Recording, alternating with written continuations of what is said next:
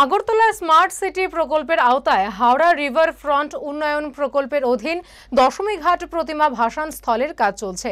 রাজ্যের মুখ্যমন্ত্রী অধ্যাপক ডাক্তার মানিক সাহার হাত ধরে যার ভিত্তিপ্রস্তর স্থাপন হয়েছিল, যার কাজ সম্পন্ন হলে প্রতিমা ভাসানে আর সমস্যার সম্মুখীন হতে হবে না। ইতিমধ্যেই কাজ প্রায় শেষের পথে, এখন চলছে ফিনিশিং এর কাজ। সেপ্টেম্বর মাসের 30 তারিখে শেষ করার কথা ছিল কাজ, কিন্তু বন্যায় কিছুটা পিছিয়ে গেছে কাজ। অক্টোবর মাসের 5 তারিখ শেষ হবে কাজ। ফলে এবছর দশমীর ভাসানে সৃষ্টি হবে না বিশৃঙ্খলার, তৈরি হচ্ছে স্থায়ী মঞ্চ। ফলে ভাসানে যে আর সমস্যার সম্মুখীন হতে হবে না তা আর বলার অপেক্ষা রাখে না।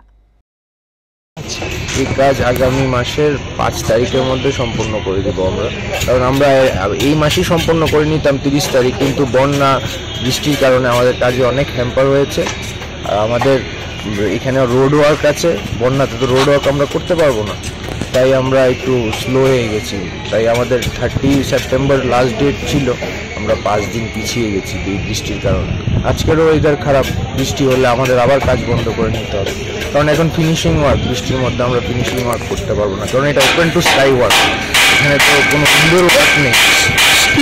কি ফ্যাসিলিটি থাকবে এখানে ফ্যাসিলিটি আছে, এই যে জায়গাটা দেখছেন এটা কার পার্কিং আছে, আর এই যে জায়গাটা দেখছেন সেটা হলো আমাদের স্টেজ, যেখানে সব ভিআইপিদের বসবে, প্রোগ্রাম যা আছে, যা কালচারাল প্রোগ্রাম হয় তা করতে পারবে।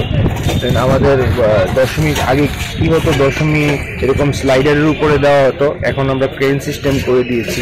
দুই সাইডে দুটো ট্রেন স্টেশন আছে, দুটো ওই দিক থেকে ট্রেন দিয়ে একটা করতে পারবে, এই দিক থেকে ট্রেন দিয়ে আরেকটা করতে পারবে, দুটো দশমী এট এ টাইম করতে পারবে।